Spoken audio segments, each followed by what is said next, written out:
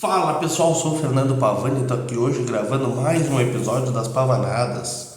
Aquele episódio que é posterior ao 12º episódio e que precede o 14º. Já estou um bom tempo sem gravar, né? Já faz talvez mais de mês da última publicação de alguma Pavanada aí.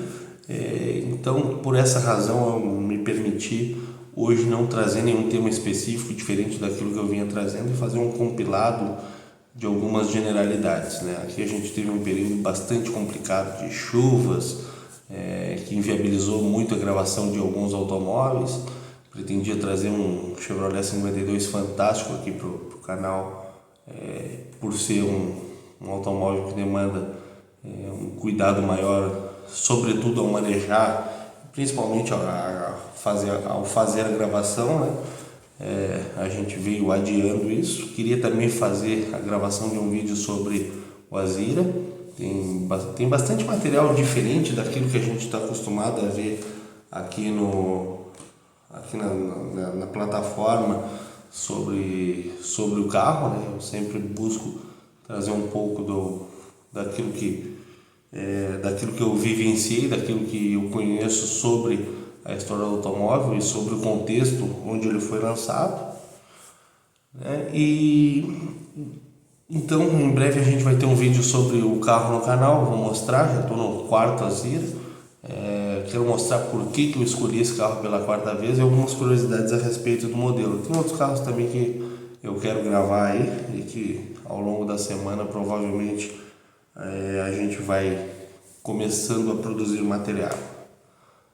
Primeiramente quero também agradecer a Ali Miniaturas no Instagram, do meu amigo de longa data, o Aliandro, né? O Aliandro, conheço o Aliandro desde 1997, quando eu tinha 6 anos de idade.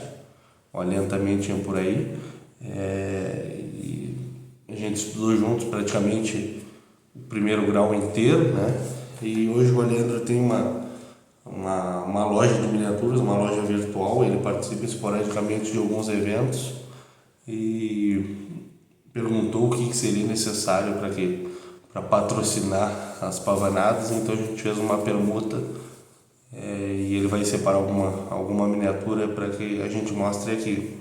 E eu tenho uma ideia que de repente no Instagram, eu vejo que a minha mãe, ela consome bastante aquelas lives de roupa, que as mulheres vão mostrando roupa. Infelizmente elas não trocam de roupa na live, mas elas ficam mostrando roupas e tem uma clientela ali. Daqui a pouco a gente consegue produzir uma live de venda de miniaturas, né? Depende que o Leandro traga o estoque dele para Pelotas e a gente consiga fazer um material legal ali, uma live de venda de miniaturas, né? Bom, vamos começar sempre pelos assuntos mais leves, né? Eu tenho aqui uma revista Panorama, tá? Essa revista ela é datada de julho de 1992 e essa informação que consegui hoje, eu pensei, cara, eu preciso registrar isso de alguma forma.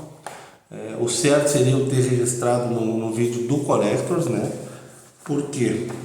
Porque essa revista ela traz no verso o único material de divulgação a respeito da série Collectors, e a gente vê que no volante já está escrito da forma que foi ao carro, né, o Collectors, mas ela se refere ao carro sempre como Diplomata Collector, né, no singular. O texto todo ele se refere no singular, aqui ele menciona os diferenciais da série. Então esse é o único material que foi publicado sobre a série Collector, pelo menos que a gente tem notícia. Só que a maior curiosidade é que é a seguinte: essa revista aqui é no verso, né? Essa revista custou caro pra caramba, essa revista aqui. Ela é de julho de 1992. Em julho de 1992, o Opala já tinha encerrado a produção. É uma revista mais de comunicação interna, uma publicação mensal para os funcionários e amigos da General Motors do Brasil. Ela menciona aquela revista que veio junto com o Collector, eu mostro no vídeo, né? Mas passados 3 meses, talvez não tanto, que a revista deve ter sido editada um pouco antes, mas a produção foi encerrada em 16 de abril de 1992. Então, maio, junho, julho, no terceiro mês do encerramento da produção, da Collector provavelmente veio sendo produzido pelo menos um mês antes. Está aqui, ó, foi feita essa revista. Então, tem umas coisas na General Motors que eu já estou conformado que eu jamais entenderei, né? E esse episódio aqui é um caminho para que eu possa registrar essa curiosidade sobre a revista Panorama e sobre aquele material que a gente tem sobre o Collectors. Bom, e como vocês gostam de confusão, eu quero apenas relatar um caso, uma curiosidade que a gente teve aqui. Eu sempre menciono que a gente, nessa profissão, né, nesse ramo de vender automóvel, talvez no ramo de vendas, a gente sempre tem que o traquejo de entender o que aquele potencial consumidor pretende, a expectativa que ele tem, e sobretudo quando ele pode vir a ser mal intencionado. Nem me ocorreu um caso nesse mês aí, foi um caso muito interessante e que eu acho válido relatar a vocês, que foi o caso de um cliente. Eu estava com um carro consignado, tá? O cliente deixou o carro comigo, me entregou e disse: olha, o que tu decidiu sobre o carro está muito bem feito. E não foi a primeira vez que ele fez isso comigo, né? Já é o terceiro carro dele que eu tenho que decidir o que será feito com o carro. E ele deixou o carro comigo, o carro armazenado, e relatei a ele: olha, cara, o carro tem um pequeno defeito assim, insensado, de fácil correção. Ele se assustou e entrou em contato com algumas pessoas próximas a ele, dizendo: cara, eu quero ver se tu não tem um imóvel para colocar esse carro no imóvel, tal, tô querendo me livrar do carro. E um corretor de imóveis, que certamente não é da Aventura Imóveis, a imobiliária que eu indico, o corretor de imóveis se interessou e disse: não, mas peraí, esse carro eu tenho interesse, né? E, bom, então conversa com o Pavani lá, e o Pavani vai te mostrar o carro, vai te explicar sobre o carro e negocie diretamente com o Pavani. E logicamente isso deixou o cara bem desconfortável, né?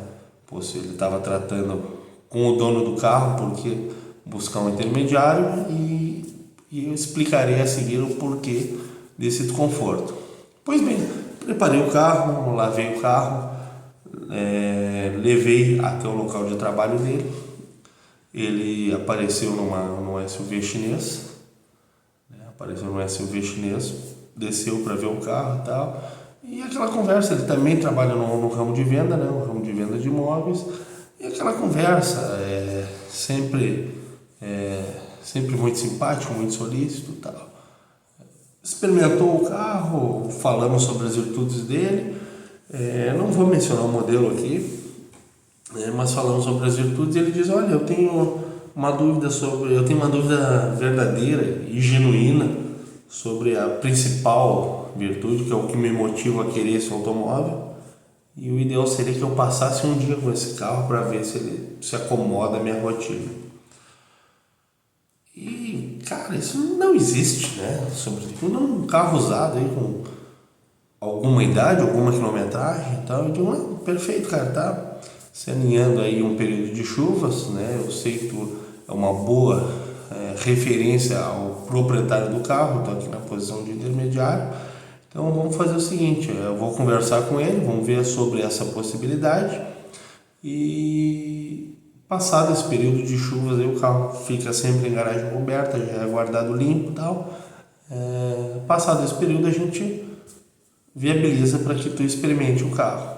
E beleza. Liguei para o dono do carro e ele falou também, disse: olha, para viabilizar o negócio e tal, depois eu me acerto com ele, eu preciso desovar esse meu SUV chinês, de repente até deixo a venda contigo, tal, mas não dando a entender a negociação que ele queria fazer, mas a gente já entende quando existe algo além daquilo que está sendo dito, né? Bom, liguei para o proprietário do carro e falei: olha, cara, ocorreu uma conversa assim, assado, e ele tem tal desejo. né? O desejo de passar um dia com o carro, passar um período maior com o carro, tá? Ah, gente, tu acha? Eu digo, cara, isso não me deixa confortável, né? Não me deixa confortável porque vai saber o que vai ser feito com o carro, como é a rotina dele. E isso não existe de forma alguma. No test drive que a gente fez, a gente rodou 8 km no carro, rua bem pavimentada, mal pavimentada, o carro abastecido, dei a ele a liberdade de fazer um test drive maior ao meu lado, né? Eu digo, olha, isso não existe. Vamos deixar em stand-by essa negociação. E teve um dia que ele me ligou e disse, e aí, será que o fulano vai colocar o carro no negócio antes que eu consiga dar uma volta nele? Queria dar uma experimentada e tal. Eu digo, não, beleza, cara. Vamos agilizar isso. Era numa véspera de feriado também. Em setembro tivemos 2 feriados, né? Foi numa véspera de feriado. Eu digo, não, passando o feriado vamos fazer isso, mas primeiro vamos tratar do negócio. O que tu tratou com ele? Não, pois é, eu não tratei com ele e tal. Eu digo, exatamente, cara, o negócio ele pediu para que eu tratasse contigo. Vamos tratar sobre valores. O valor do carro é determinado valor. Te serve? Não, pois é, porque tu vê, porque o carro tem isso, tem aquilo outro. Tem alguns detalhes. Eu digo, isso vai ser feito, isso vai ser corrigido, isso aqui vai ser consertado, isso aqui não vai mexer. Eu não vou mexer num risquinho insignificante de pintura de um carro com uma pintura perolizada, né? Que é a pintura original e tal. Mas se te servir, e a gente avança na negociação. Não, pode ser e tal, mas tu sabe que esse carro não é muito fácil de vender, porque ele não tem tração nas 4 rodas, e esse motor, se não for da tal série, é problemático. Então, quem entende mais ou menos de carro já está pegando o que eu vou dizer. Eu digo, não. Assim, todos os carros que vêm com essa motorização, nesse combustível aqui, que tu está querendo, todos eles não têm tração nas 4 rodas, né? E também essa questão do motor ser problemático, ele vem, o motor problemático, essa safra que saiu, né? Essa série que saiu do motor problemático, é num outro ano de fabricação e no motor turbo. Esse aqui não é um motor turbo. Então, cara, quanto a isso não tem problema. Não, mas tu vai ter uma dificuldade maior em vender por causa disso, daquilo. Aí já comecei a me irritar, né? Eu só não mandei esse cara longe porque era indicação de um cliente que, além de cliente, é um amigo de fé, né? Eu digo, cara, o negócio é esse aí, né? O carro está sendo bem procurado, eu não levei o carro ao mercado ainda, eu não anunciei. Então o carro é isso aí, o negócio é isso aí. Te serve? Serve e tal. Beleza, então quinta-feira me comunico contigo, isso era na terça, na quarta era feriado, eu digo, na quinta-feira eu me comunico contigo para que a gente converse sobre o carro. Então eu quero que vocês atentem a alguns detalhes, que foi que eu não anunciei esse carro, tá? Ele não estava anunciado ainda, eu estava trabalhando ele por fora, né? E sobretudo por ter uma quilometragem maior, de repente queimar o carro, essa questão, então tentei oferecer alguns potenciais clientes. Então eu não anunciei esse carro e por tal razão eu não produzi aquele material que eu costumo produzir de anúncio, mas eu fiz algumas fotos, inclusive enquanto eu aguardava esse cliente. E num momento e outro ele pediu as fotos do carro, eu mandei para ele, né? Somente ele tinha entrado em contato, somente ele recebeu essas fotos. E vocês sabem que existe uma grande rede de troca de informações. Alguns amigos trabalham mais com linha diesel, outros amigos trabalham mais com carros populares, né? Eu trabalho muito com carros colecionáveis, a gente está sempre trocando informações. E num desses aí, um amigo me manda um print que o carro já estava sendo oferecido com aquelas fotos que eu produzi por uma terceira pessoa, que não seria esse corretor de imóveis, sendo oferecido na troca de um caminhão. Olha, cara, esse carro assim é sensato, por quanto tu recebe ele na troca de um caminhão? E logicamente eu fiquei louco, chamei o cara e disse, cara, vamos esclarecer as coisas, cara, eu não sou palhaço, se tu tem um outro negócio pro carro, tu deve me comunicar e não vir com papo de que quer passar um dia com o carro para ver se esse carro se adapta à tua rotina. Não, mas eu não estou fazendo isso. Cara, tu não só está fazendo isso, como tu está oferecendo o carro com as minhas fotos. E tu trabalha com vendas também, tu sabe o quanto isso é prejudicial ao nosso trabalho. Né? Tu era pretendido. Se tu sabe que o carro está com exclusividade para vender comigo, se a negociação toda ela deve ser feita comigo, por que tu está oferecendo esse carro na troca de sei lá eu o que, o cara já está querendo colocar esse carro na troca de um caminhão, sei lá o que se passou nesse intervalo. Eu digo, então vamos fazer o seguinte, suspendemos a nossa negociação, não vamos mais tratar do carro, o carro não está mais disponível para ti, e bloqueei. E aí ele foi ao dono do carro, mandou alguns áudios dizendo, não, pá, o Pavani me tratou bem e tal, né? Quando o cara acha que é esperto, né? Logicamente ele age como uma pessoa esperta, não ousou falar mal de mim para esse amigo que me mostrou os áudios e diz, não, é o seguinte, cara, não, o Pavani me tratou bem, foi um mal entendido, não entendi o que aconteceu, não sei que história é essa, tal, aí meu amigo explicou e disse, cara, o cara recebeu a foto do carro oferecendo para ele na troca de um caminhão dele mesmo, sabe? Meu amigo também não entendeu direito o que tinha acontecido no carro, tal.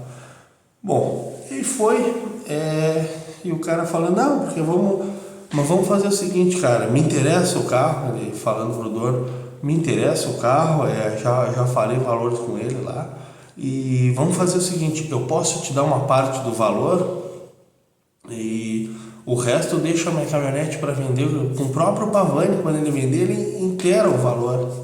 E aí, cara, vocês parem para pensar no quão absurdo é uma história dessas, onde eu, enquanto vendedor de carro, estou ouvindo isso, né? E pensando, cara, o cara desses está insultando a inteligência de qualquer um. Por quê? No momento que ele faz uma proposta dessas, isso é muito mais ofensivo do que dizer, olha, recebe o meu SUV chinês aí de procedência duvidosa na troca desse teu automóvel aí e faz uma avaliação, porque aí todo o problema da negociação ele ia jogar no meu colo, enquanto apenas intermediário ali, né?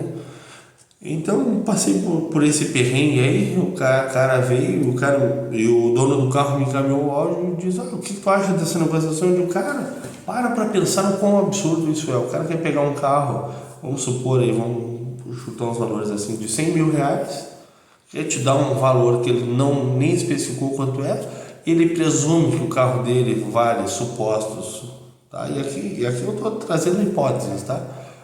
Não refletem os valores verdadeiros do carro e eu nem sei o que ele imaginava pelo carro dele. Aí ele imagina que o carro dele vale 60 mil reais, ele te deu 40 ou te deu 20 e pretende te pagar uma parte, ele vai deixar comigo o carro para vender, dizendo, quero 60. E no momento a negociação vai ficar toda no meu colo, né? Se eu chegar e dizer, olha, tem uma proposta boa de 58, não, menos de 58 não, porque menos de 60 não, porque senão eu vou ter que trabalhar mais para inteirar a parte lá. E aí o culpado da situação toda vou ser eu, né? Então eu receberia um carro sem de fato receber na troca. E aquilo, né? O mal de todo malandro é achar que só a mãe dele fez filho esperto.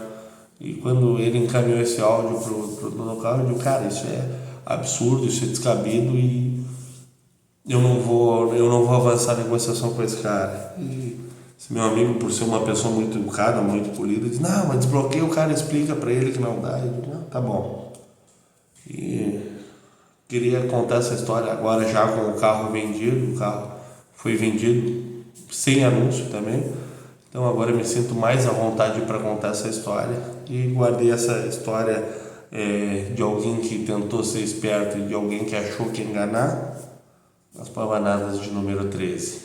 Tá certo, pessoal? Obrigado pela audiência. Retorno mais adiante. Muito obrigado.